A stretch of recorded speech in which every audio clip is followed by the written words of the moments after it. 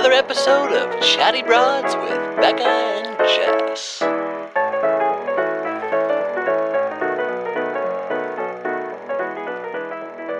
Let's go, let's go, let's go. I don't know why. Like, I feel like every Tuesday night before I come in, I get the worst sleep. And then the last few weeks I've been rolling in like, good morning, everyone. Do you feel like, I was going to say, sometimes when I get terrible sleep, Yeah. I feel more creative even though I feel exhausted? I couldn't relate to that last. Okay. Like sometimes my brain, if I'm like going off of like 3 hours, I'm like, I want to pass, but also I'm kind of firing off. I think the problem that, do you think that's like a mania thing? Potentially. I've also been in a bit of a manic episode for the past month. Like the way you're describing this. Talk to my this, husband about it. Evan's just like, oh, Lord. I like the way you're describing this. Like sometimes I get 3 or 4 hours of sleep, but I like have more energy and like more ideas.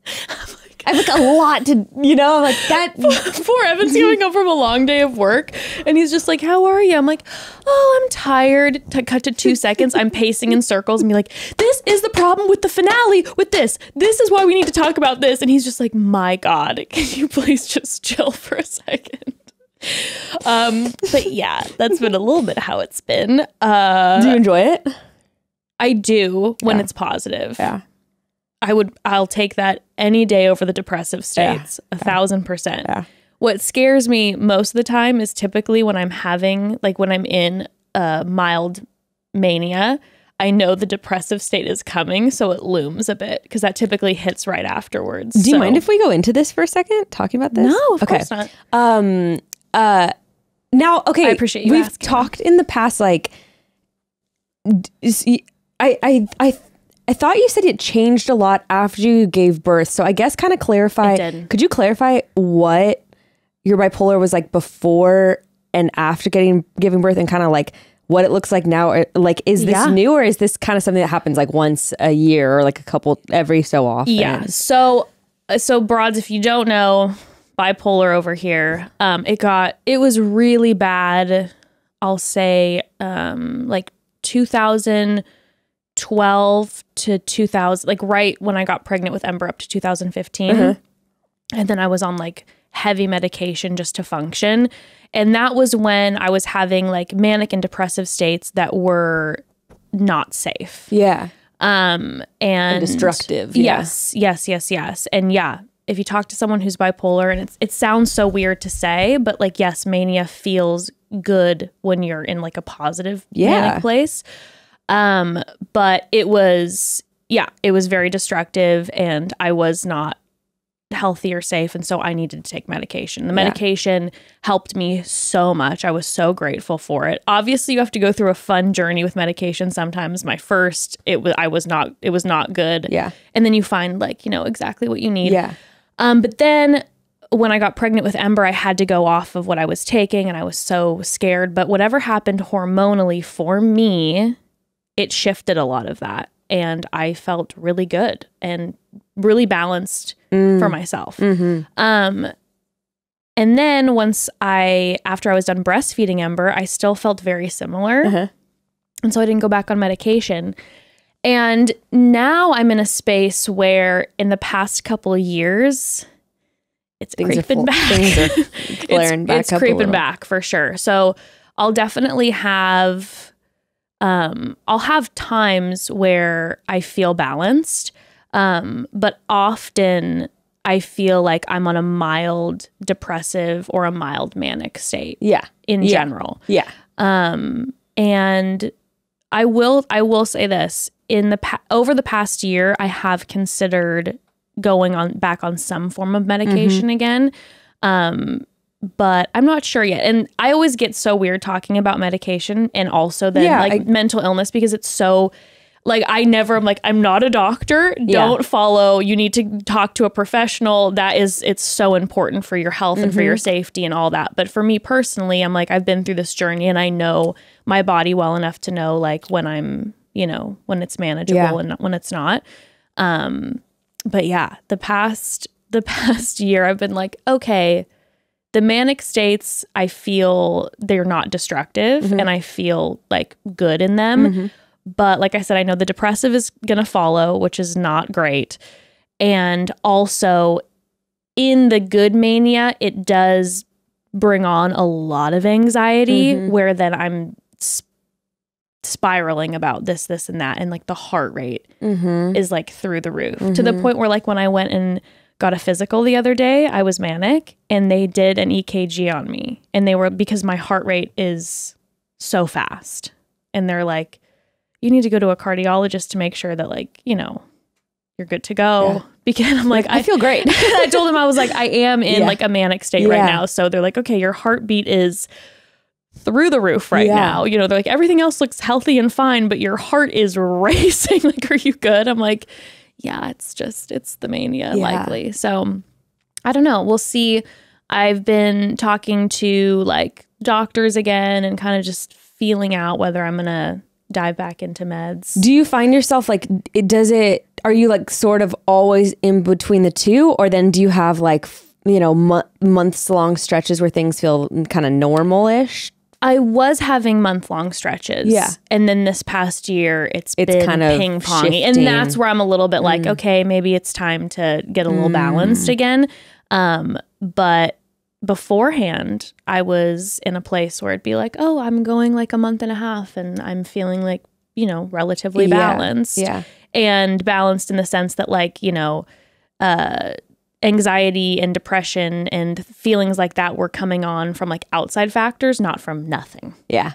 Do you know what I mean? Yeah, totally. In fact, we got to take a pause for a second, but I wanted to tell you, I'm like, and we'll talk about your birthday. Yeah. But I was literally like on your birthday, during your birthday, making a concentrated effort to try to be chill and be low key because I'm like, I know the mania and I'm like, I don't want to just tornado through your birthday. Yeah. And just be like, la, la, la, la. I'm like, just kick back. I didn't really have any idea either.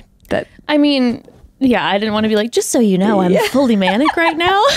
And my mind is bouncing. And I'm trying to be like, let other people speak and just sit there. Oh, well, I appreciate that. You're like, we're chilling in the hot tub and my brain's just like, just like,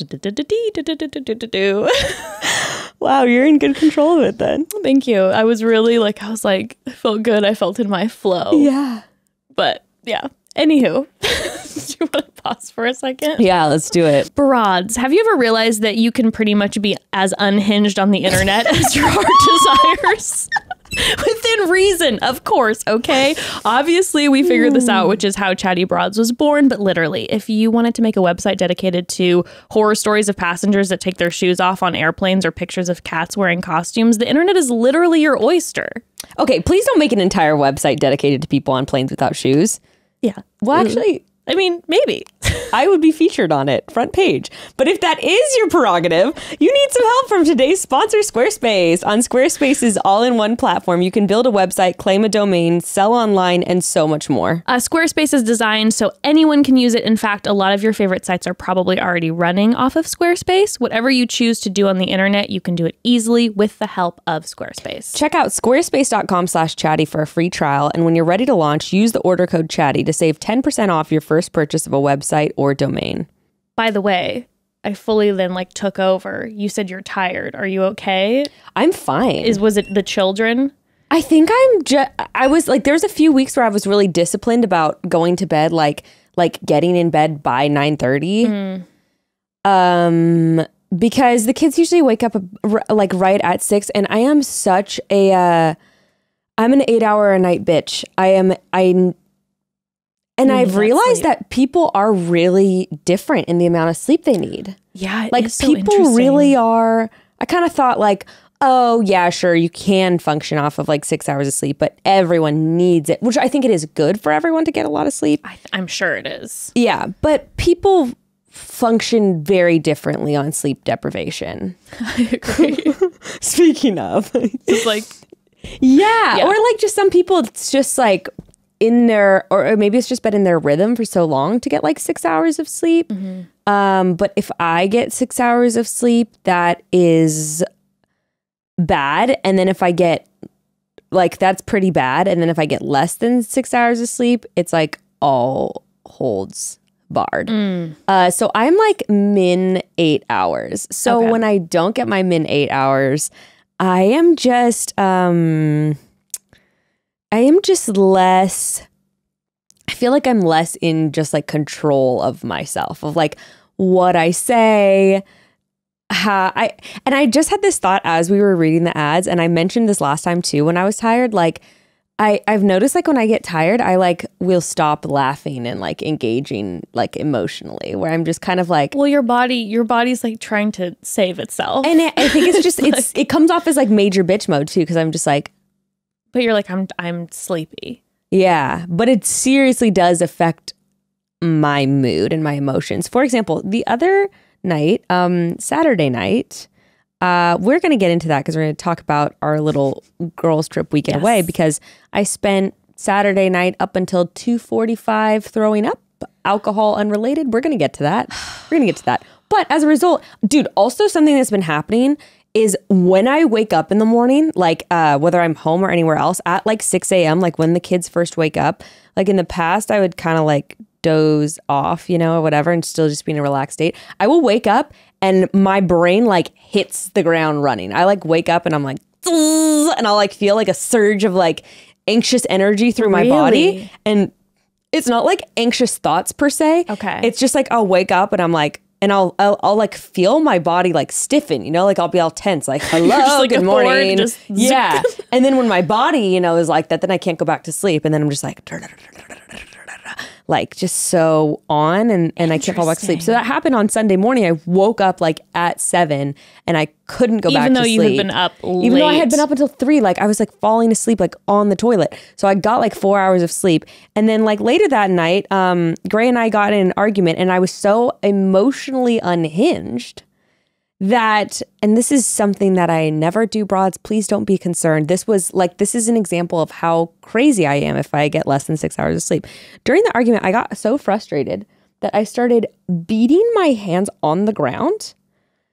I was like, stop talking. Like it was not that big of a deal. I was But like, you were just so stop talking. And I was like a child, like and I was just like, stop it, beating my hands on the ground. And if you're watching on the YouTube, I have like full you're bruises fully on bruised. my hands. Oh my God. And I'm really okay. It really was not even that big of like an argument or an ordeal, but you I would- was so emotionally unhinged Yes. from being exhausted that I was just like out of control Yeah. 4-year-old. Yeah, your body was literally like going into like full defense protection mode. Well, and when I was on The Bachelor and I was in the first couple weeks of sleep deprivation, I was sobbing all the time. Like I remember reading a book with someone and I read like the first line and I was like, it just speaks to me because I'm just like so proud of myself. It's not even necessarily negative. And I was just like, I'm so proud of myself. And I was just weeping. Sobbing because I had gotten like 3 hours of sleep the night before. I can definitely relate to the emotional piece. Yeah. That if I don't get sleep, I am a weeping willow, like Yeah. nonstop. Like Yeah. anything will get me Yeah. on one. But I'm literally like a kid who skipped their nap where I'm just like, no, like, no. Just like You're so like someone swaddle me and put me down Oh, for my nap. what would you give to have just like someone just wrap you up like a little baby and just rock you to sleep? Put me in one of those snooze like I did with the Yeah. kids where you just Oh, like yeah, where strap it me just, in like, and it's vibrates. It's just like- They need adult snoozes for people who are having like emotional meltdowns. and then like, I make a sound and I'm like, great, and then it starts shaking me faster. It's like, you go into like a full-grown adult's bedroom and they have like their bed and then they have like a giant snooze. You're like, what is this for? You're like, well, sometimes if I don't get enough sleep, mommy I gotta- needs to go into her I gotta cocoon. get swaddled up and they gotta turn the vibrate on high. high. Yeah, I guess what we're describing is basically a straitjacket. So when I'm overtired, I'm like, just please wrap just you up. Stop me. Honestly, Save me from myself. a weighted blanket for real. Yeah, true. Weighted I had them for the blankets. longest time, but then Oh. I was just like, I don't need this. They make me hot, but they do help a lot when I'm feeling super anxious or like too buzzy to fall asleep. When I used to have like mania, Evan would put the weighted blanket on me and I'd be like, and like- he put it on me and I just, He's like, don't move, Ow. bitch. My cat does lay on my chest, and I like that. yes, the feeling of the warmth of a heartbeat too. Yeah. So anyway, yeah, but this I feel fine. Otherwise, everything's Okay. good. Okay. Everything's good. I'm just Okay. tired. Yeah, I mean, you were vomiting and not getting sleep on your I- birthday. We also stayed up the first night. Okay. So here's what we did. It's not even a birthday trip because I know you kept saying that, but like it was for your birthday. but it was though. basically an excuse to go on a girls' weekend with Sure. the excuse of it being, because here's what I will be honest. Here's what happens if you try to get a group of 10 people together and you're like, let's do a girls' weekend. Everyone's like, yeah, let's do it. Not me, sometime. honey. Well, I know you won't, but everyone else is kind of like, yeah, I like know. people who have to get like other people to watch the kids. It's like, Yeah. maybe I don't know. But if you say like, it's my birthday, Obligations. then people feel an obligation. So then they do make the commitment and show up. Yes. So I actually think, yeah, it did feel like because I don't think we would have done it otherwise. No one actually takes the time to organize it. No one fully commits and says yes. Although I will say that 4 out of 10 people bailed on Wednesday when the trip was on Friday. All pretty good excuses, but still I was like, all right, from 10 to 6. And then anyway, this is a tangent, but then I realized you don't book the Airbnb until everyone has put in their share, because people will rally and they will find ways around their issues if Yep. they've put down the cash for That's the trip very already. true. It's very true. Yes. So anyway, but it was fun. It was 6 of us and it was actually a really good size. Yeah. I felt like it was a perfect number. Yeah. So we went to Valle de Guadalupe in Baja, which is, they call the Napa of Mexico, apparently. Stunning. It was amazing. Stunning. You planned a fantastic trip, by the way. Thanks. It was when we rolled in, Yeah. I was just like, I don't know where we are with these hills, olive trees, lavender. Gorgeous. Gorgeous. Yeah. It was beautiful. And then also like not that far from where we are. And then also much less expensive than going to somewhere like Napa, because everything's like in Mexico currency. It was, yeah. I mean, the dinners were phenomenal. The food was food was incredible. amazing. It was like it felt like high end gourmet chef. We didn't have a bad meal. No, it was all like fine dining.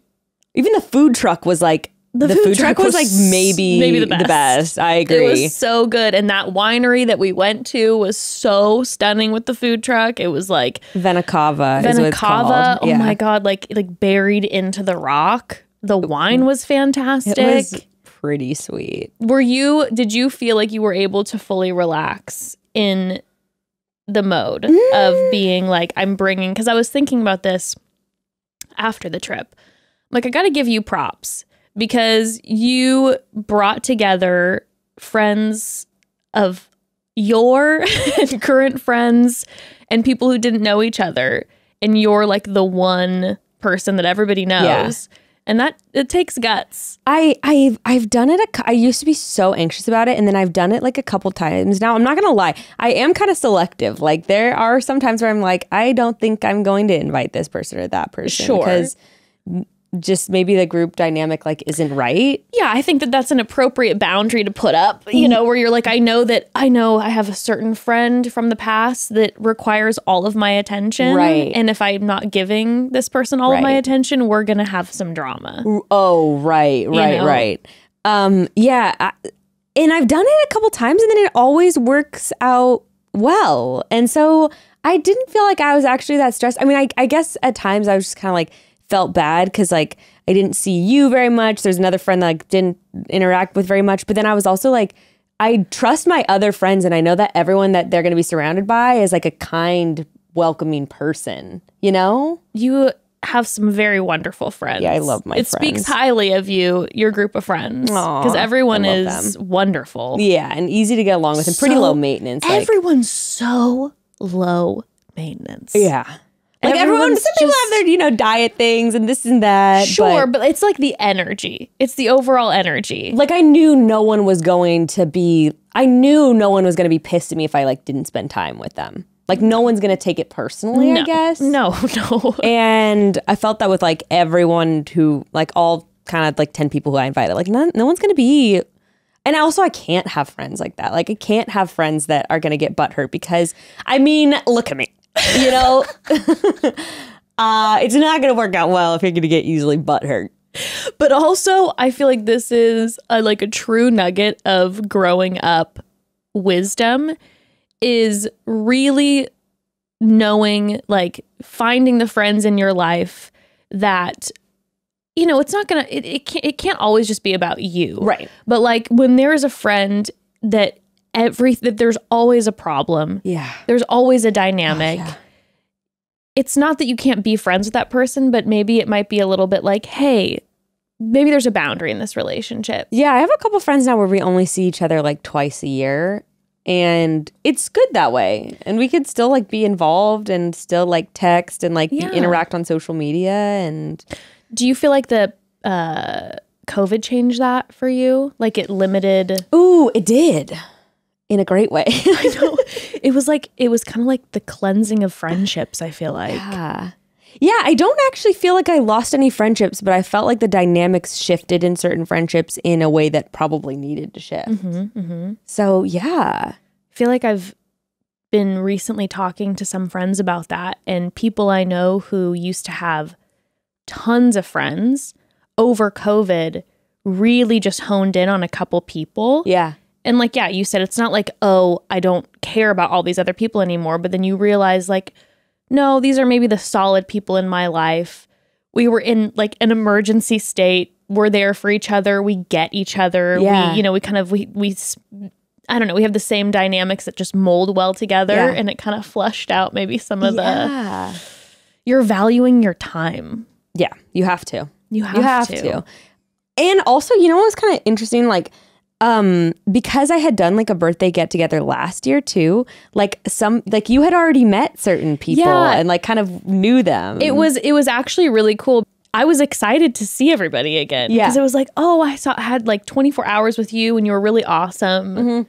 And so now I'm like comfortable and you kind of go in and be like, oh, you already have, we have a foundation. It's exciting to hop into. And it's fun. Like one of my friends I've had since I was like 3, and then another friend is like an old high school friend. And like they had already met and we used to like, you know, sort of hang out when we were in high school. And so it's fun that like they see each other every year or so. And it's like, I don't know. So all that's really fun. And so I would say I was able to relax actually. Good. And like really, yeah, I had a great time. You seemed relaxed. I just was wondering. Yeah, because I was awesome. Yeah, because I was just thinking about it the whole time. I'm like, wow, you got guts, and I admire them because it was so nice, and everyone was so cool and fun.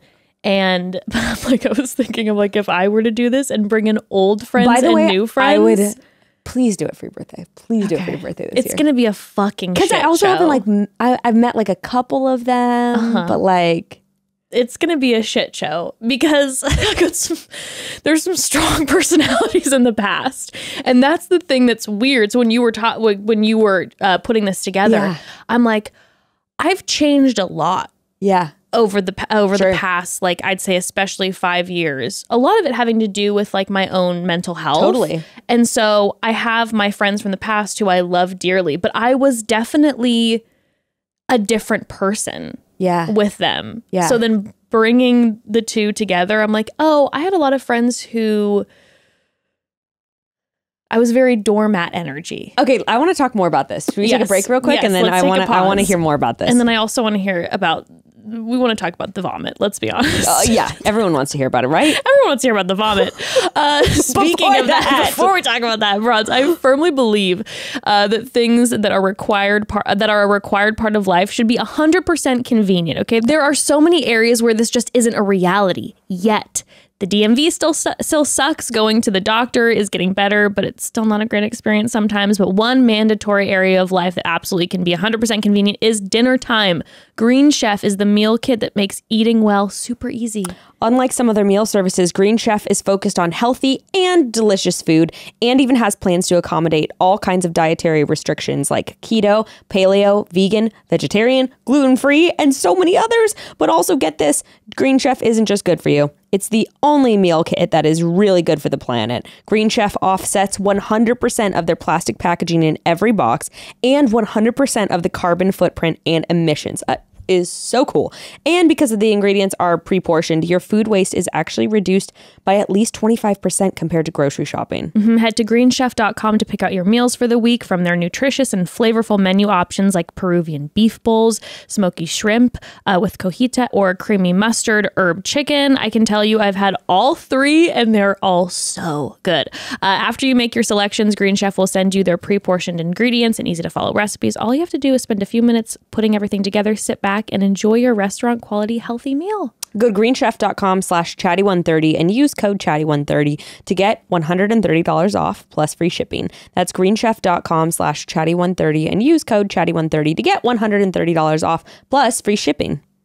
Broads, when it comes to my wellness routine, I prefer to keep the products I use as simple as possible. That's just an effort that I've been trying to make. And the one product I struggled forever to keep a clean alternative to was my deodorant. I think I've tried about every single natural deodorant on the market, and I can say with some authority that some are better than others. But one that I love is Native. Unlike most conventional deodorants that have dozens of ingredients that anyone who isn't a scientist would struggle to recognize, Native's natural deodorant, on the other hand, is made using the best natural ingredients, and everyone is familiar with these ingredients like coconut oil and shea butter. And of course, Native is aluminum free, it's vegan, it's cruelty free, it's made with only naturally derived ingredients, and it still keeps you smelling clean and fresh all day long. I'm completely obsessed with Native's deodorant because, like I said, it's the only natural deodorant that actually worked for me and that stayed. But Native doesn't just stop with deodorant. They want to overhaul your entire beauty routine with natural, clean personal care products, from body wash, I love their body wash, to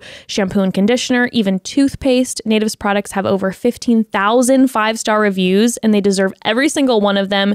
You'll see for yourself after you give Native a try. And their newest collaboration with Baked by Melissa, oh my God, it smells so good. The cupcake, don't even get me started. Ooh, smell and feel fresh all day long with Native. Get 20% off your first order by going to nativedeo.com/chatty or use promo code chatty at checkout. That's nativedeo.com/chatty or use promo code chatty at checkout for 20% off your first order.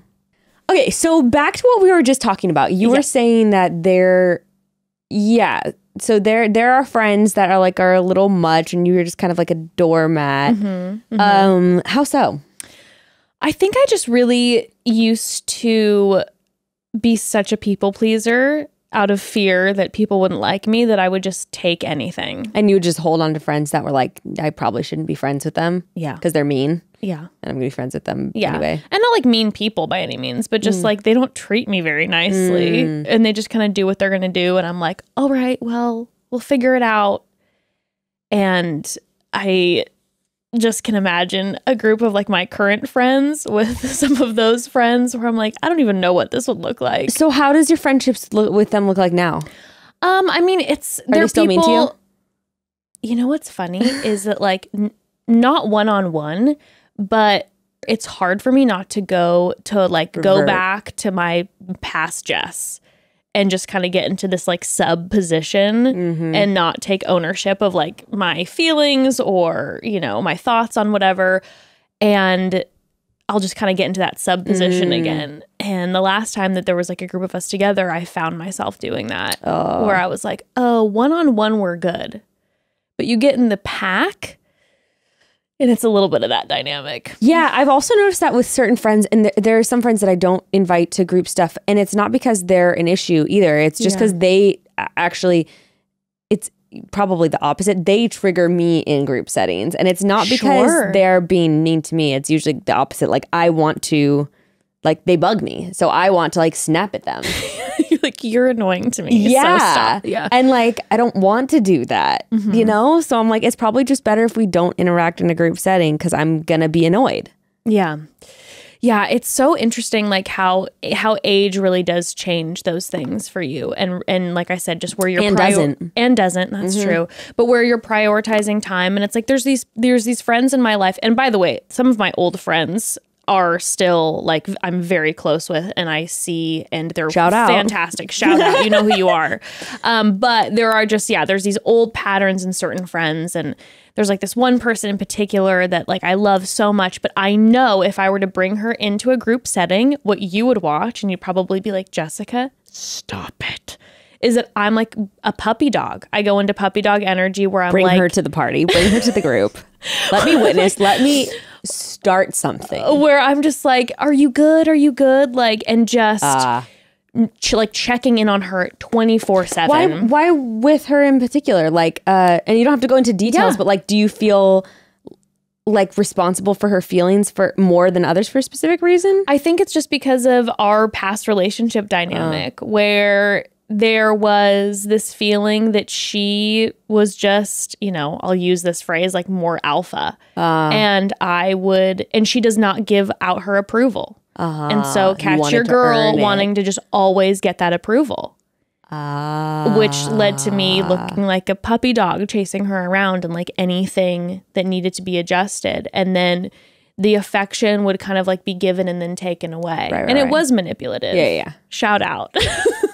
So I know that if hopefully that was the dynamic, she probably does. But that was always the dynamic, is that it was like that manipulative give and take, and I would respond to it. And, at the end of the day, it's my fault that I'm responding and I'm giving to her that. But it's like a codependent kind of relationship, right? Where like one person's codependent on the attention of the other person, the other person's needs the validation. Totally. And it's kind of like that's a vicious cycle, dude. You know what? Sure. For my birthday, I'll bring everybody together and you can witness and report back. I'm just gonna be sitting there like be like stupid.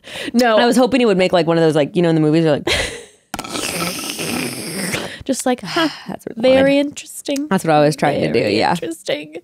No, I think in general, the people that I would bring, that I would feel comfortable bringing, it would be a fun dynamic. Well, and it also is surprising. I mean, I think there's another thing too, where if you get enough people together, like if you do get more than 8 people, then everyone also just kind of like, like kind of branches off, and then it's just kind of like a mass. Yes. Well, that was then the conversation that you and I had when a few people left. It's like, you were like, should we invite more people or just stay? I text Jess. And that was the risk, because if you don't have the right group of 6, a group of 6 people in one space for a couple days can get hectic. I had that with real a world bachelorette party. Yeah, I had that with a bachelorette party one time, and honestly, all it takes is one person, and they're just saying the fucking wrong thing, and you're like, dude, and you can sense that everyone's getting annoyed by them.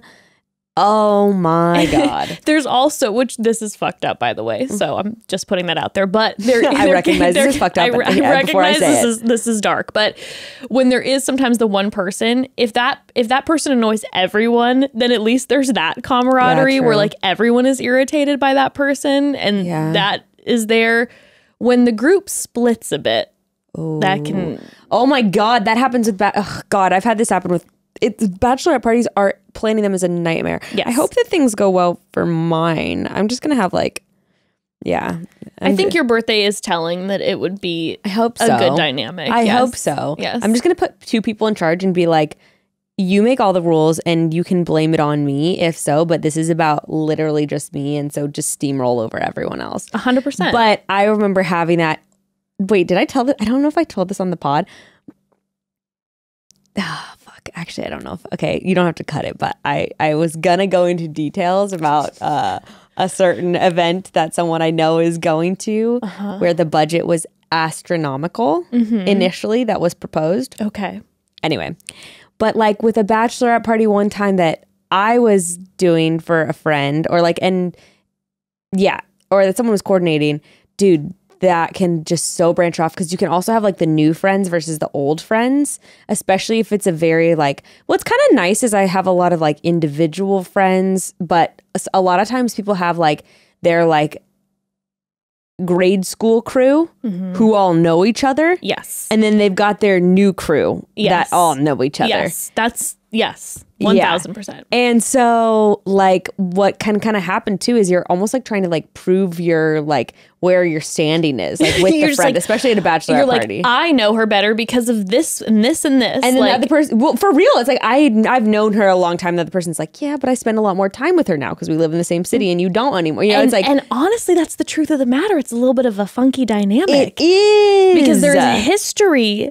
But I'll say this, I have my historical friends who have known me for forever. And so, of course, there's so much. Yeah. But I would say my current chosen friends are my friends who know me the best now.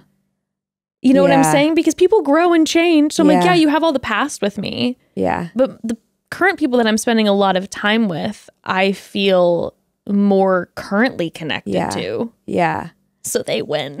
Yeah. I think like my different friends know me in different ways because I think I'm different, which actually that can be kind of hard in the group dynamic where I feel like I'm a different person with each of them because the kind of time we share together is different, right? Like the ways that we bond are very different. So you're like grinning. Why are you grinning? No, it's just funny because I when we were gone for your birthday, I noticed when sometimes like I don't know, I could just see with your different friends, like the different dynamic in the history there. Yeah. So it's like, I'm like, I see you with your one friend and you guys kind of have that, like, there's like a ping pong back and Taylor. forth. You and Taylor, where it's like, that's, my stomach is so loud. I don't know if you keep hearing it. It's like, that is like some serious sister. Right. Like knows the past. Right. And then when I see you with like, Reshma, I'm like, there's this, like, there is this different energy of like processing things together. And spiritual vibe.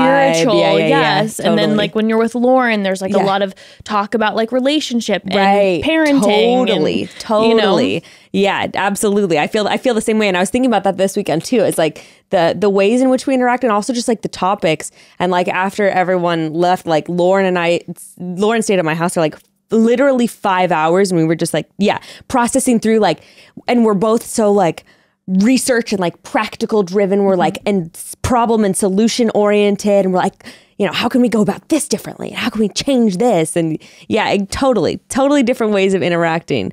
But anyway, so what can happen with like the bachelorette party kind of thing though is when there's the two crews and you also then know it's like the Jets coming up, just like meeting in the middle. Like. Literally. And also what's hard is when you have two separate crews that are close with each other, then it opens up the door to talking shit. Because if you have a bunch of people that kind of don't really know each other, you're probably not going to feel comfortable enough, even if there is the one annoying person being like you're probably not going to be like, Lauren, like, how much has Taylor been mugging you? Like, you're not. You're just kind of like, everyone just kind of knows each other. Right. So everyone's tiptoeing in like an appropriate, beautiful way.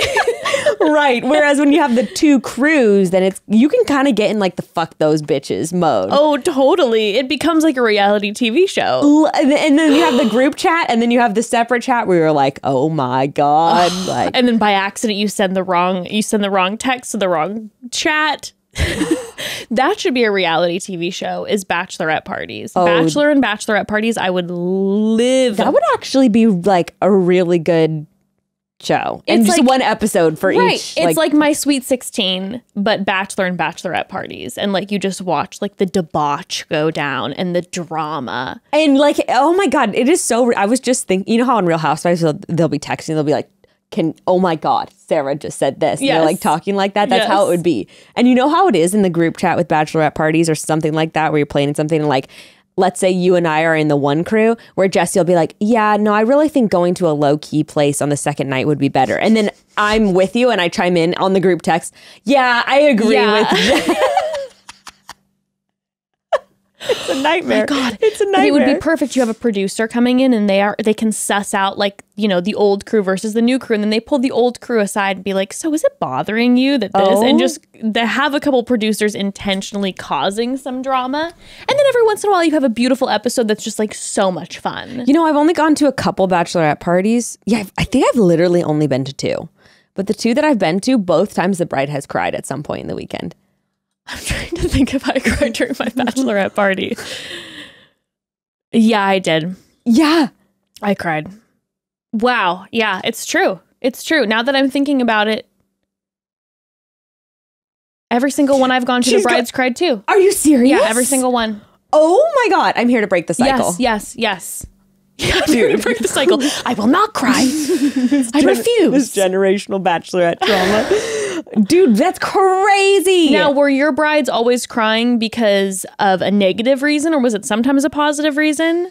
I mean, the one I can think of, it was where like someone said something and she literally like had to like leave the room and cried. And then the other one, I think, I think both times it was negative. Oh God, it sucks. It's like, this is supposed to be about this person. Why did you cry at yours? Oh my God. I cried because, and I cried just to one person.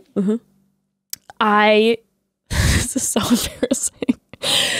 I came out in like my outfit for the night, and I felt like I was looking really, I had got that special outfit, you know, trying to like kind of get a little slutty, get a little cute. And this is like a couple weeks before the wedding, right? Yeah. So I'm trying to feel beautiful. Yeah. I walked out in my outfit, everyone's getting ready, and no one complimented me, and they were all complimenting each other. And I waited. It wasn't like an immediate, it wasn't like, oh, I walked out and no one said anything, and I immediately was just like, fuck all of you. No. Waited. We spent there, we were there for an hour, we're drinking, we're hanging out, we're getting ready to like, you know, walk to the first bar or whatever, and no one said anything about the way I looked. And I just picture you walking in the room and you're like, just like adjusting my tits, just like pulling my skirt down, and then all of a sudden I'm fully self-conscious of what I'm wearing, and I'm like, was this a horrible choice? Do I look terrible? And they're all just complimenting each other, and so I went like, I was just trying not to cry. I was just so that is so sad. And so then I pulled one friend aside like right before we left in the bathroom, and I was just like, do I look okay? And I just started bawling, and she was like, yeah, you look great. Why? I'm like, why isn't anybody saying anything, and you're all just saying nice things to each other? I'm so dead. And then the whole rest of the night, I was like a little bitter.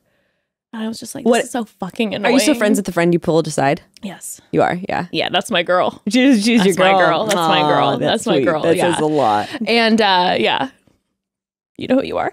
But like that was the person that I felt comfortable having a full like emotional meltdown in front of, because I didn't also want to then do it in front of everybody, because I'm like, I then will feel like God. you're then like, then your compliments are obligatory because I'm and crying. Everyone's gonna go, oh no, honey, you look fine. You look good. You know, or just like, wow, it's a lot. Like, this is a lot. And then like throw shade. I'm like, where everyone's just kind of like, whether it's an obligatory compliment or you're just like, you know, kind of being rude, either way, I'm going to be irritated. So I'm like, I'll pull the one person aside. Yeah. Make sure we're doing an outfit check, that I don't look ridiculous or something. Like, does my makeup look terrible?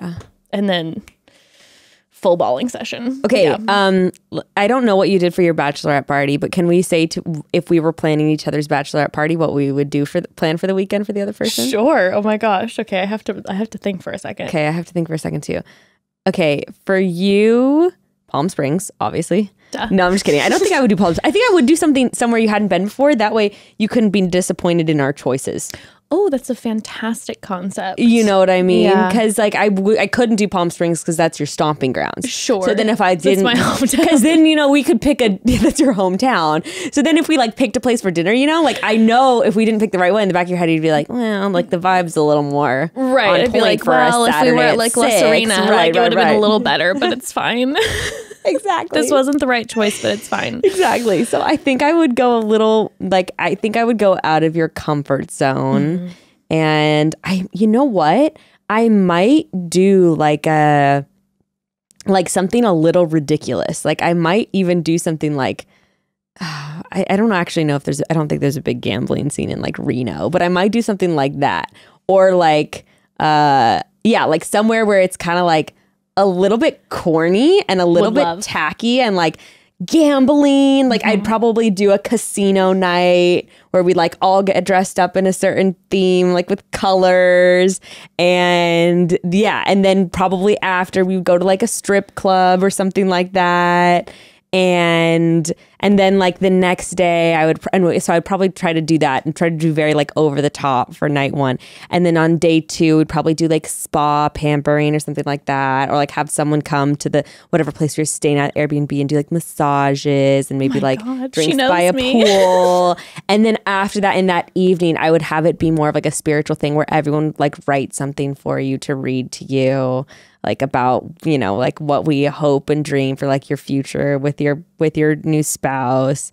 And oh my God, this is beautiful. Yeah. And then I would have everyone, like I would do some sort of like stupid ritual thing where like everyone pick like a little bead or something to like do a little necklace for you. Oh my gosh. That's what I planned for you. I just made that up on the spot. I mean, now what am I supposed to say? You just demolished it. It was perfect. It was perfect. I mean, there's only like 3 things you could do at a bachelorette party anyway. Like you could do, you know, strippers, whatever. Sure. But I love the idea. I'm like, I love kind of like the corny. I love kind of the divey. Yeah. And then getting dressed up and then going ham sandwich, but then having the relaxation after and then like the love. Everyone can like build you up at the end. It's fantastic. And then send me off. Yeah. Spread my wings. Yes. And fly, baby. I think if I were to plan yours, first and foremost, I would be collabing with whoever is planning Gray's and see what's the potential of a partial crossover. That's exactly what I want. For real. Yeah, that is exactly what I want. Okay, good. Yeah, good job. No, that is what I want. Like, I don't want to do like joint bachelor, bachelorette, but I do love the idea of a little crash, a little bachelor, bachelorette a little crash. Like I'm thinking like, let's just say we're in Mexico, perhaps, you know, they're maybe 10 minutes away at one spot. Maybe they've rented an Airbnb and we've got a little more of like a fun treehousey type resort. Cool. And the first night, you know, we have a separate thing where we're going out to a nice dinner and then we're like having drinks. It's not too crazy, but it's like outdoors and it's warm and there's like a beautiful view. Yeah. And we can just like nice like couches that we can kind of like spread out and like have like fun, deep conversations, but then also have fun and be like running around in the sand. Next day is where we cross over because we rent a boat. The bachelor party and the bachelorette party, and we come together on a boat, right? Yes. And then we go wild and have a great time. And then I think what's really important is to leave a flexibility moment open for after the boat where I check in with you and I'm like, Becca, do you want to... Got 2 options. Got 2 options. Would you like to go now to dinner with Gray and the other boys and all of us, or continue the party? Continue the party, or do you want to now go back? We're going to have like a nice little like sand picnic, like moonlight dinner, quiet together, and then like a nice not late night in and relaxation. I love it. But we'd have to definitely have a moment to lift you up. It depends if I've had one more drink on the boat or one less. But what I also feel like is necessary is there's an emergency. We got to have an emergency pull cord. Yeah. So even if you had that other drink and then we had planned to go to the dinner with the boys after, that at any moment you can look at me and go... We're driving on the way, I've got my makeup on, I'm like... And you got to go, no, now. And we pull. So there's going to be the 2 options available there. I like that. We'll do something like that. But then we would also have to have... There would have to be also a time of... you know, us letting you know everyone how much writing we letters love you. for me, obviously. Yes. There's a reason I brought it up in my idea for yours, you know? Keep that note written down. Are you then wired where you're like, I want to read this in front of everyone publicly? Or do you want to have us give them to you and then you have your time alone? No, in fact, I learned that this weekend because like I had a few friends like write me notes and I didn't open it in front of them. And I'm like really glad I didn't, because then I just got to sit and like reread it over and over again. I don't like having to put on like a reaction for someone. I like to take a note back. Like when it's, you know, a birthday or any sort of holiday and Evan writes me a letter, I will not read it in front of him. Oh, no, I don't like doing that either. And then I'm like, I'm going to start crying, and he might want to see my crying reaction, but I'm like, I want that to be for alone. Me. I'm not feeling the pressure to put on the tears. I feel the same way. Also, I like your idea too of the boat is great. I love the drinking on the boat, and I also like I'm a day partier. I'm a day partier. Yeah. I'm not a night partier. Yeah, like to have fun during the day. Like to not be hungover the next day. Yeah, I like that idea. I'm such a control freak, though. I'm probably going to be like, I'm planning. I shouldn't do it, but I can already see myself being like, I'm planning my bachelorette You have to party. do whatever's going to make you feel happiest. So if that's like, True. I'm going to plan the whole thing and then everyone else execute it, or if you want to execute it, I'm like, I think to be completely honest too, if I'd go back to my bachelorette party, You'd plan it. I would have planned it. I've realized I also like planning things, especially if it has to do with like my family or me. Then I'm like, well, I want to call all the shots of like what we're gonna do. I want to know that I'm going to have a good time. Yeah. And the best person to determine if I'm going to have a good time or not is me. So I'm going to figure out exactly what we're going to do. Yeah, I'll put the maid of honor and stuff on like the following up and coordinating and calling the reservation places, and they can do all that. Yes. They'll be my assistants. Yes, exactly. I like all that. of like the admin work goes to the maid of honor. I like that. And then also like controlling the bridesmaids, you know, Yes. making sure that everyone is like, hey, we need to leave. Yes. And I, you know, let Becca be in her own room, listening to her podcast, getting ready. Yes. And not having to like, Yes. you know, get all the troops together. Yes, I like that. The Okay, admin. so back to the vomiting. Yeah, so back to the vomiting. Can you tell the broads what exactly happened? Because I was sleeping when this was didn't hear it occurring. at all. I did not hear it at all. In fact, I'm on. I slept in bed with Kendall, and I normally fall asleep to like music or a show or anything. Yeah. So I was like, I didn't want to put pressure on her and be like, can we have something on? Yeah. So I didn't know if I was going to fall asleep quickly. Yeah. And I got in bed. It's like dead silent. We both get in bed at the same time. And I fully fell asleep both nights like that. Just Like a light just immediately. in dead silence next to Kendall. And then the second night at one point, I woke up and we had started back to back. And I woke up and I turned around and I was facing Kendall and she was on her back. And the way the moonlight was coming in, I was like, she's a princess. I believe that 100%. And my makeup's like dripping and my hair is everywhere. I'm like sweating in my sleep, like Hovering looking at her, over. and I'm just like, she looks like a princess. That is so funny, dude. So I did not hear. I even though it was dead silent in my Kind room. of early. The first night we did. Okay, broads, quick interruption. Listen, ever since I had my daughter, and especially since she started going to school, I've had to grocery shop totally differently than I used to, specifically when it comes to snacks. Kids are constantly snacking, but I wanted to make sure that the snacks around the house are the most nutritious options out there while still tasting good, because if you have little ones, then you know they can be picky eaters. But since I became a Thrive Market member, snack shopping has been a breeze. Yeah, Thrive Market's an online membership-based market on a mission to make healthy living easy and affordable for everyone. And broads, we're so excited because for all of our awesome listeners, Thrive is offering something very special, 40% off your first order and a free gift worth over $50. Okay, by the way, like right now, having like a lot of dietary restrictions, Thrive has been a godsend. They have a lot of specific stuff like for instance, sprouted almond flour. I was like looking for that. Could not find it at any store near my house. Like I literally could not find it anywhere. And I'm like, oh, Thrive. I know they'll Market. have it. They have it. And also I'm very familiar with the snack section. I'm obsessed with their superseded crackers that are also not carried at any stores near my house.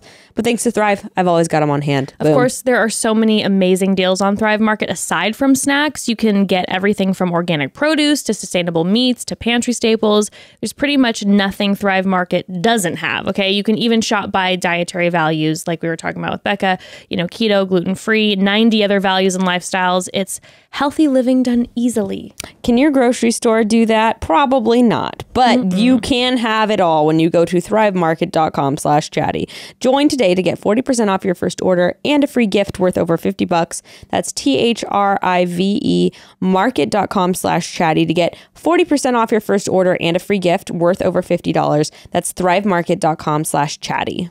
So there are approximately 1 million different skincare products marketed or made for women's skin. Truly, I could spend hours trying to figure out what type of cleanser I need because there are just so many options, so many. But when it comes to the men's skincare department and personal hygiene products, the options are not quite as voluminous. There's one company doing the men's care products really, really well, and that is Hawthorne. Hawthorne's a premium grooming brand that's designed to create personal care routines for men that fit their unique lifestyles. They focus on skin products and hair products that work to address men's specific needs and scents that they can wear daily. So to get started, your guy or you will take Hawthorne's quiz, which will help the team learn about exactly who the products are for so they can formulate the best blends. And they're going to ask you questions such as, tell us about your skin. How long do you have to spend time on self-care in the morning? And questions like, how is your ideal day spent?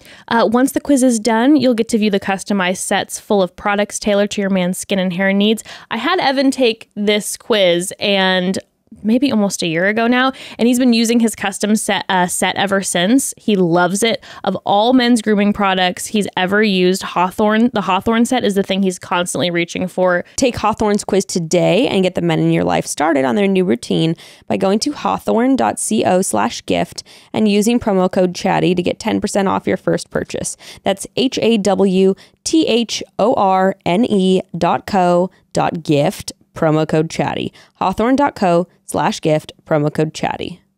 Well, no, the first night you were having a conversation with two of your older friends in the tub. And then three of us were in the living room. We were talking actually fairly late. Yeah. And I think we ended up going to bed like right before you guys came in. Okay. But no, the second night, the vomiting night, I think we all kind of went to bed at the same time. So Taylor and I were up, and this is like my oldest friend. Yeah. We're up and like I could hear you guys laughing at first, which actually helped me fall asleep. I was like, joy. And it helps me fall asleep. We were just like cracking up about something. Like she is the friend we will just like look at each other and just like die laughing, which is so fun. But like she had said something like we were making plans for the next morning, like how are we gonna get back? There were like serious plans. Like she just said something where she was like, yeah, she's like, yeah. And we're like planning out the time. She's like, yeah, we've got to get back to the border. And something about the way she said it, like so urgent, like we've got to get back to the border. Like I just died laughing. And anyway, so we were just crying, just cracking up, laughing with each other. And then I shit you not, it was like immediately after laughing, all of a sudden it was like over my body. And I was like, dude, am I like about to have like a panic attack?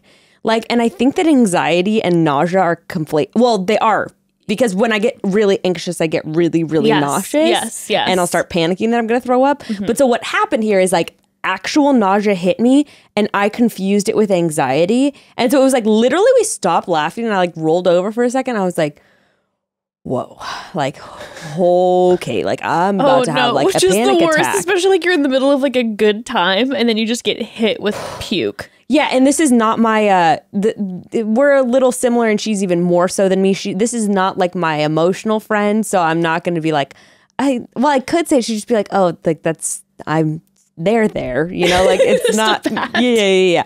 And she's not going to braid your hair while you're puking. No, exactly. And, or even like, yeah, the anxiety or anything. So I was just kind of like, I'm just like, whoa.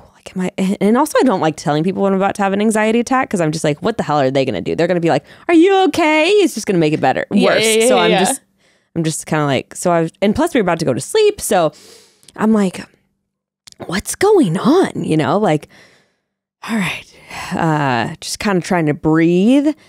And also I'm confused because on the eve of my actual birthday, as you would recall, 2 weeks before at midnight, as you will recall, I spent like an hour puking. So in my head, I'm also like, dude, and by the way, like we had not been drinking to the point of tipsiness for hours and hours. No. I didn't even have a glass of wine when we got home. Like, and we went in the hot tub. It had been hours. Like, also, like the amount we were drinking was not like drunk. During the day, I was definitely a little drunk at the winery. I guess I can handle too much. I'm good, girl. I'm good. So, yeah, no.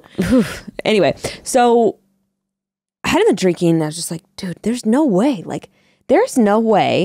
that like I've got like a stomach bug or something again in 2 weeks. And then the fact that it's the eve of the ending of your that was kind of odd. My birthday weekend.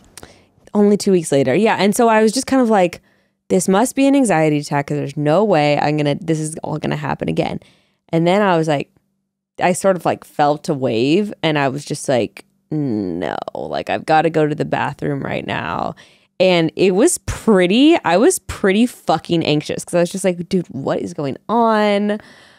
We had a little intense me and God moment in there, you know, where you're just like, oh, and you said it was for hours. Dude, so the worst part was definitely like the first hour because I threw up and then I went back to the bed and then I instantly was like dizzy and had to vomit again and like go back to the bathroom. It's terrible. And then I tried to like chill in the bathroom. But then of course, like when you sit on the floor and chill in the bathroom for whatever reason, I wasn't throwing up again. So then finally I'm going to get up and go back to bed. And then I lay down and then immediately I'm going back. So then you might as well just be sleeping on the bathroom floor. And I was going to do that. But then I was just like not on this Airbnb bath mat. Like, no. So I was just going back and forth between the bed. And there were times where I was literally like sprinting to the toilet, like sprinting, just yakking up my entire meal.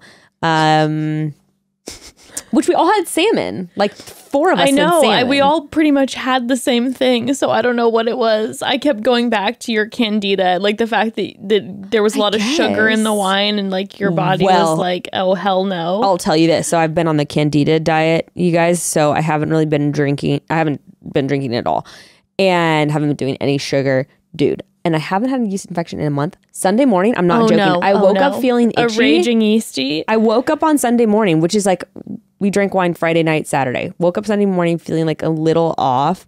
And then, yeah, Monday, it was just like worst and still today, like on Wednesday, like worst yeast infection ever. No. So I'm like, I will not be drinking wine. I mean, clearly that goes to show that what's happening is working. I know. So that was good, but holy fuck. I mean, and then I woke up and you're like, I've been puking. Did you hear me? I'm like, what? Like I thought we all went to bed around the same. Everyone, yeah. Well, yeah. What are you not going to tell everybody? Lauren be like, knew it was me. We're all good. Like I didn't know everything. The last night was fine. Was not that you were puking for hours. Lauren said she knew it was me through the wall. Like she could hear me. The way that you vomited was the sound of you. I guess. You're like, you know me so well. She was like, oh, who's puking? Then she's like, well, it sounds like Becca. Isn't that weird? It is weird. I know. I'm like, do you? You'd be like, I don't know. But now I'm like, I want to know what I sound like. Right? I know, me too. But it was violent. It was rough. I'm so sorry. It's okay. And but then you woke up the next day and you were tired. I think it must have been like the norovirus. People were saying that norovirus is going around, which is, I guess, the proper name for the stomach flu. Oh, really? So maybe I just got it like twice in 2 weeks. Because also with food poisoning, you're usually like, you know, peeing out your butt. But then none of us got it. We're all good. I know, but and no one from your family. And it was just that moment. I know. Strange. I'm telling you, I keep getting hit with Santa Clarita diet. Just like, what being are you turning into? It's just like every 2 weeks, you're just like. And I wondered at some point, is this cosmic, like, is this divine intervention to get me over my throwing up phobia? God's just like, you're going to figure it out, girl. And I'm going to hold your hair through it. And you're going to be puking all night long. You know what I'm going to do? You're going to be feeling great all day. And then right at the heat of a laughing attack with your friend, I'm going to be like, boom. Boom. Or like at an Airbnb in another country. Yeah. You know what my biggest anxiety is? So don't do this one, God. My biggest anxiety, it always has been, is like, oh, dude, okay, another tangent. We were talking about this in the car because Reshma was talking about like she's dating right now and how she gets anxiety with dating. And I was realizing like I am the same. I get the we're talking about existential crises. I get existential crises when I'm dating and I like when I'm on a date. Really? Oh yeah. While you're sitting there, like, yes. And what does this look like? Okay. What type of crisis is this? Okay. Like anxiety attack / like what am I doing in the world in my life? Like really? Yes. It has the moment. Yes. Like I can remember one intense, it's happened so many times. Like probably since I was like in junior high. Like I remember being, being like a freshman. I remember being a freshman and being at Hume winter camp and being at the ice skating rink. And a boy that I liked like held my hand while we were going around the ice rink. And I was just like, you know, like dissociating, like leaving my body. You're just like, being like, I always cry during every date. like I was just like panic. And I remember going to the bathroom and being like, I'm going to throw up. Like I'm going to shit myself. Like just like boom. Like just smacks me in my face. Did you get this with Gray? Yeah. Okay. Yeah, like at So one point or another. It just, you get over it eventually? Yeah, eventually, like I guess. But yeah, I remember one time in Costa Rica where like I had met this really cute guy at the river. I think it's like I'm getting so caught up in the moment with someone. Like I met this guy at the river. We decided to like go out to dinner together, and like I was gonna go on his romantic. motorcycle. It really was. Like hopped on the back of his motorcycle. We were gonna go to his, like he lived in another city, and we were just gonna ride. That is a crazy story. But anyway, so we ended up going to dinner and we're like getting pizza. And it was like literally like the piece of pizza was in front of me. He's sitting across from me with the pizza. And all of a sudden I was just like, boom. It was just like that slap in the face. All of a sudden, like, yeah, dissociation and like panic. Wow. Yeah.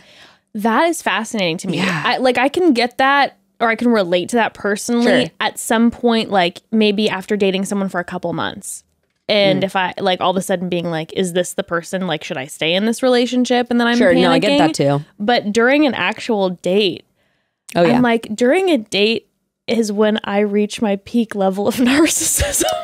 I think I think I do like really like get caught up, but it's almost because I'm like so in the moment that all of a sudden I'll just be like, yeah, I just get like bitch slapped by like an existential anxiety crisis. Wow. Yeah.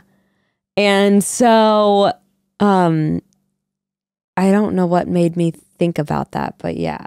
I truly reach peak level of narcissism, Becca, on a date. You're just like, I am a god. I question myself constantly. Yeah. I don't feel all the good things constantly, right? You know, I kind of live in that space. And when I am on like a first date, I have this disassociation moment where I'm like, you are crushing this. I think I get that too. Really? Okay. Yeah, I think I get it. Where I'm just like, I'm funny, I'm quick, I'm like, boom, I have boom, these boom. narcissism moments, and I think it's because I don't care about the person yet, because it's like a first date where I'm just like, you are fascinating. Yeah. This is the best first date they've ever had. Yeah. Like the narcissism through the roof. Yeah. It's so interesting. Okay. So why was that connecting for you? Oh, because I was saying my biggest fear is like throwing up on a date with someone, like a newer date. Oh no. Was that on this who brought that up when they were puking? Yes, you shared that on the podcast. I shared that about like how someone said on a date they were taking breaks and throwing up. I need to know. I have a good memory. I have no idea who was telling me this. Everyone let us know immediately. Unbelievable. If you said this to Becca, slide into her DMs. Please. Because that's the wildest thing I've ever heard. I wonder what hypnotism would look like for you involving vomiting. Have you ever been hypnotized before? Are you open to hypnotism? Sure. Should we get you hypnotized on this podcast for vomiting? Yes. Okay. Yeah. I've heard positive things. I mean, it's getting better. Like I said, I've had to go through it twice this month. Right. But if you've gotten to like a hypnotism place where like you can almost like meditate when you're about to puke, maybe it could help stop it. Or no, maybe... that's worse. I want to puke. When I feel nauseous, there becomes a moment where you know you will vomit. Mm-hmm, mm-hmm. And then I'm like, please God, just make me vomit, please. But that thin line between this might pass and I'm going to vomit, that's a scary place. I think we try getting you hypnotized, see what happens. Or see if that's a common thing that hypnotists deal with, is like the fear of vomiting. Ooh, I like that. I'm so curious. I've been hypnotized one time, but not for anything like that I'm trying to work on. Just like a public hypnotism right. at a fair in front of a ton of people, and I act like an idiot. But it worked. That's how my great grandma, she used to be like the person in the audience getting hypnotized, like while someone on stage, like she was like so sensitive to it. So she said that she would like get hypnotized. Listen, all I know is the one time that I did it, it worked completely on me to the point that I was concerned. like on stage in front of 1,000 people acting like an absolute idiot, and my crush was like in the audience. So like I know I would have not been no, I was fully taken over. Whoa. Fully. I was pretending I was like a rock god, like just jamming on an electric guitar, just like, I mean, like disgustingly embarrassing in front of so many people. Oh my God. So embarrassing. Yeah, I know some people like don't, like I would love for it to work because I want to believe in something. I need to believe in a higher power. Please hypnotize me. But yeah, so like I think one of my biggest fears, I think because it's so, I was like working through this with my therapist because I think because I have my fear of being drugged too. And I think like also being drugged and being like and vomiting is like sort of like similar for me, where it's like very vulnerable and I'm very scared of it being in public where people can like witness me. And I don't like that. Like it's like a very specific type of vulnerability and like being seen in a certain way that is really uncomfortable. So I'm super scared of like being on a date and all of a sudden like having to vomit. And if that was the case, do you think you would just dip? I mean, I think I would probably just say like, I cannot believe this, but like I think I like ate something or have the stomach flu. Like I just threw up and I feel horrible. I mean, it would be fine. I know in my head, but it's just like this thought of like ruining like a good moment and just I agree. It is so vulnerable though. Yeah. I had a friend recently, her and I went and grabbed dinner together and it was like a delicious dinner, and all of a sudden halfway through the dinner she was like, I don't feel really good. Like I don't know what's going on. And then we get in the Uber and we were going to go to get another drink afterwards, and she has to roll the window down and is puking out the Uber. Oh my God. Yeah. Out of nowhere. Completely out of nowhere. I mean, that's basically what happened to me the other night. Yeah. And and this is someone who I love deeply. And it was like, this is vulnerable. Like it felt like very a lot. vulnerable. Yeah. It's like, we're in here. There's the Uber driver. Like I'm holding her hair. She's puking, you know, and it's also vulnerable because Did he pull over? He did, but he was on the freeway when it started. Holy shit. Oh, dude. It was bad. That would be it was peak bad. panic It for was me. bad. But even in all that, like knowing, because that's also the fear, right? You're like, where am I going to make it on time? Where do I throw up? Yeah, it's the panic to find exactly where like the appropriate place to puke is, which there really is only two, into a bag, I guess, and then into the toilet. On a tree. There's also this vulnerable feeling of like, especially like, I don't know, I would think a date or at nighttime. I know my friend was feeling like this, I'm not drunk. Like I'm not puking because of alcohol. I just got nauseous. I don't know what else to tell you. And that feels kind of vulnerable too. Like you're trying to, it's like when you fall, when you're wearing heels and it's like 9 p.m. and you're walking out of a restaurant and you fully eat it and you're like, I'm not drunk. Yeah, like I just truly fell. I think, I don't think I'm like actually nervous about the throwing up part. I think it is all the in between choices that like you have to make, because also like there's a point like with Taylor, like I was like, and this is like my best friend for years, but it's like you also like don't want to, you're like sort of questioning like, do I say that I'm like feeling kind of nauseous? Like again, like is this gonna pass? Yeah. Like do I say I'm going to feel like I'm going to throw up? Because then the people around you are like, whoa, is everything good? So then you're sort of like probably waiting a little too long to say anything. And then when you've waited too long to say something, then you say, then you really are running convinced, to the bathroom. then you say, I feel like I have to throw up. And then like within 2 minutes, you're throwing up. So it's like, it's very like awkward. And then I guess you could verbalize like, I'm feeling kind of nauseous. I'm like debating whether or not like it's actually any. I mean, I guess you could say all that, but there's just a lot of those choices. I think a lot of the time I don't say, which by the way, this doesn't happen often. Yeah. But when I have felt that way, I don't say anything until literally the last minute because I'm hoping it'll go away. That's always my biggest thing. And of course, sometimes, and also what's confusing is sometimes you get waves of nausea and then they just pass and then you're just like, yeah, whatever. Yeah. Imagine like this is not a common thing. We're like, yeah, you get waves of nausea all the time, and everyone's like, "What are you talking about?" Yeah, it's not good. But I get it all the time. I don't get it like waves all the time, but yeah, sometimes it's like anxiety, ate something a little weird. Like, you know, there's like a number of reasons. Sometimes you just have a weird. Yeah.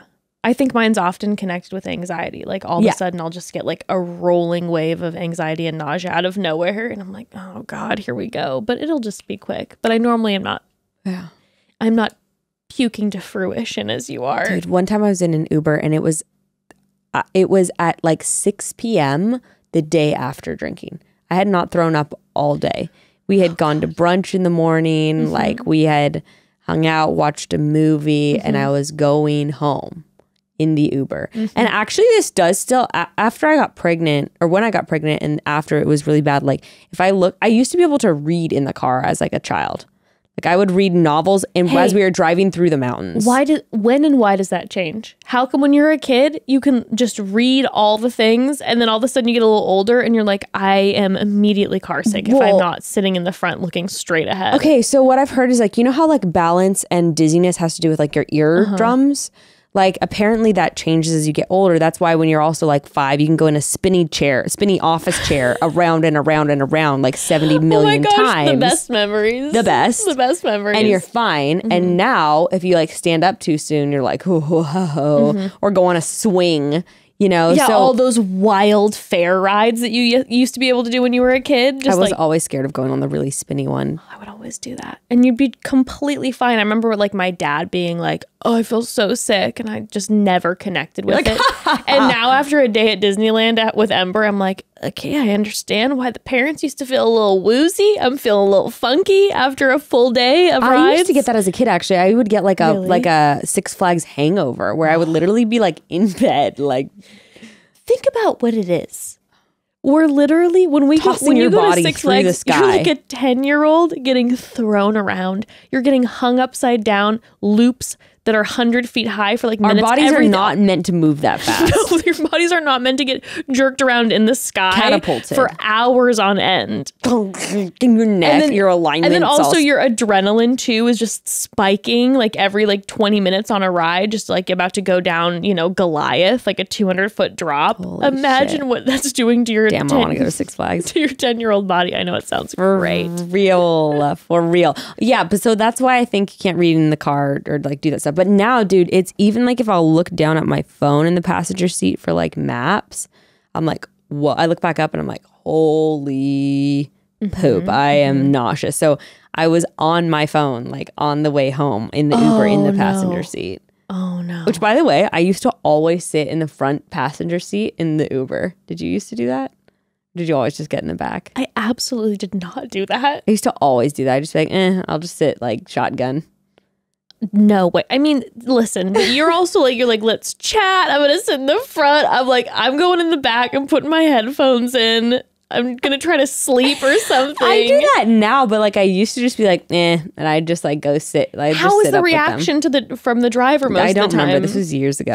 But you're like, just not paying attention every time you hop in an Uber. And right I next to the driver, they're like, yeah, I feel like that did used to happen actually, where they'd be like, you know, like, and they wouldn't say anything like, why are you sitting here? That's rude. But you know, but they just kind of be like, oh, okay. I'd be like, hi.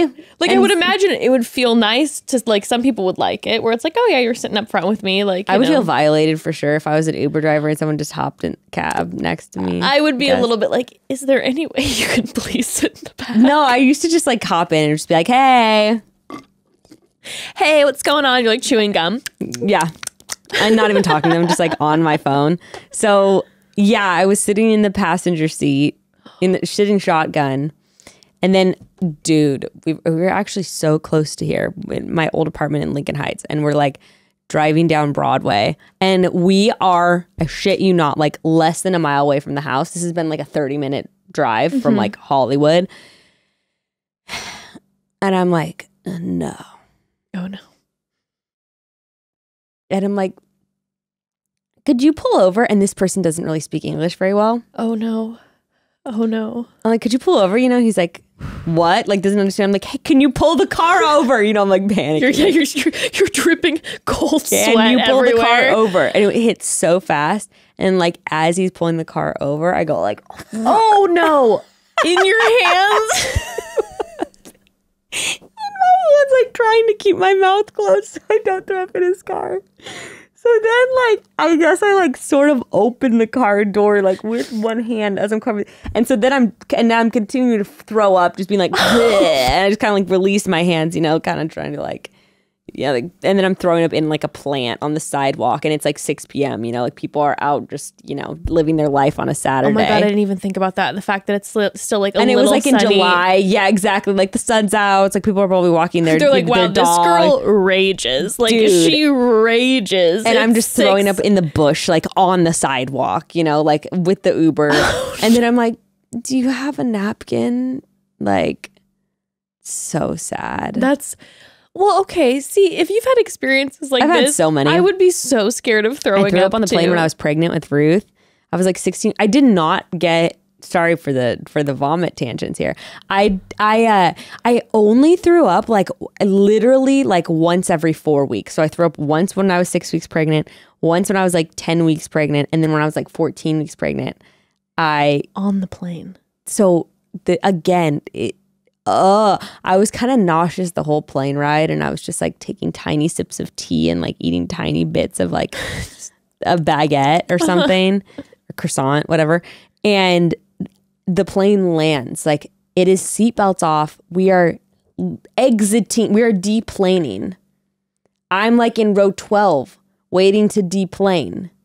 So just like the weirdest time to throw up. Like literally, like there's no weirder time, because even if you throw up when before the plane takes off, there's a little Then bit like you're maybe they're really scared. Maybe they're really sure. scared of flying, so they're puking. And I also don't look pregnant, so it's like right. So yeah, there's not that association with it too. It's like maybe okay. And it was like 1 p.m. like on a Tuesday. Has landed and you're exiting. We are walking off the plane, and which then provides another problem where I'm like, I'm gonna throw up, and I am literally pushing people out of my way, trying to get to the bathroom, like scrambling over people's bags because they are standing. Yeah, in and line. then people are like, "Fuck you!" Yeah, like you're trying to cut. I'm sorry. And you're I'm just like, sorry. "Oh." No, I'm going to the back of the plane, so I'm just like, move.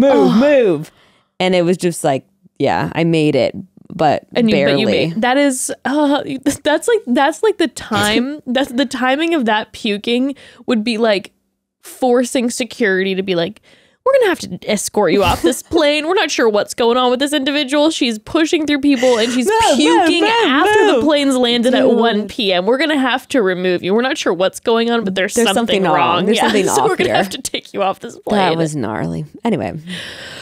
Well, before we wrap, I have to ask you this. Yeah.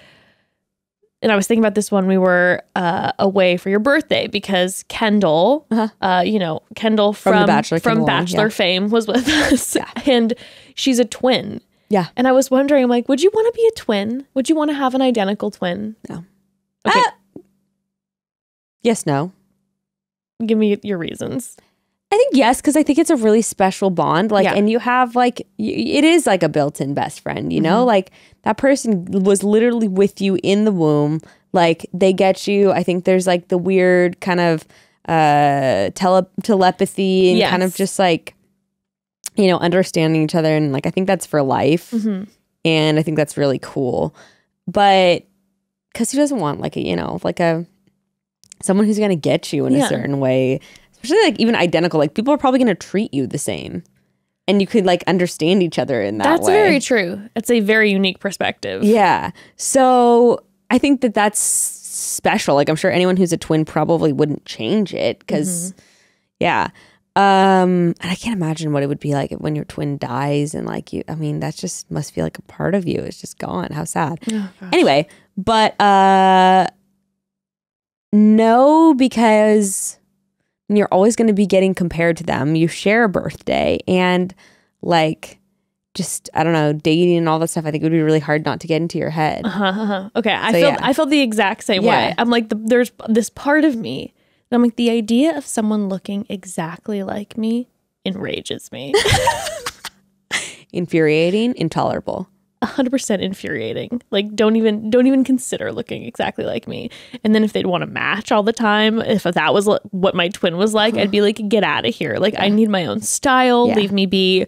And then the dating piece, it'd be like, do you even love me or do you love my twin? Like, also, like, imagine if, like, I always think this, like, what if someone's not into you but they're into your twin? So then you're like, oh, so like their personality is better. oh, a whole different painful level I truly wasn't even thinking of. Like, I truly hadn't even wrapped my brain around that. Now, yes, another thing to worry about. Like, oh, now I'm insecure about who I am as an individual.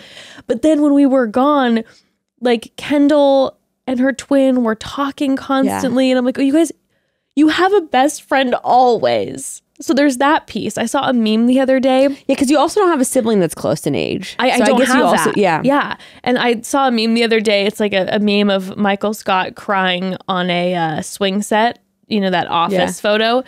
And it said when I saw that. it's something about like when my one best friend is busy, or when my one friend is busy and I want to go out, and he's just sobbing. I think I saw that one like about twins, where it was like 9-year-old me, like when I like wishing that I had an identical twin or like something like that. Yeah, this one was when I want to go out and my one friend is busy. Oh, yeah. And I was relating to that, where I'm like, I have like currently a couple close friends. And friends you do things with. Right. Like me and you don't do things together. Right. Well, it's like you're an hour away from me, right? Yeah. So then it's kind of like, okay, like when all of a sudden you're having a night where you're like, I kind of want to go and get a drink, but I can't do it with the person I haven't seen in a long time because then we have to have this full catch up, and I kind of just want to gel. Yeah. And then, you know, if they're too far away, they can't do it last minute. So I'm like, I only have like a couple, you know, like friends one or to two hit friends up. that I can hit up if I'm feeling it. And I've had those moments where I'm like, I call the two and you're like, they both are busy, and you're just like swinging your legs. yeah, just like, well, okay, I guess I'm just gonna. and then be if you had your alone twin, again.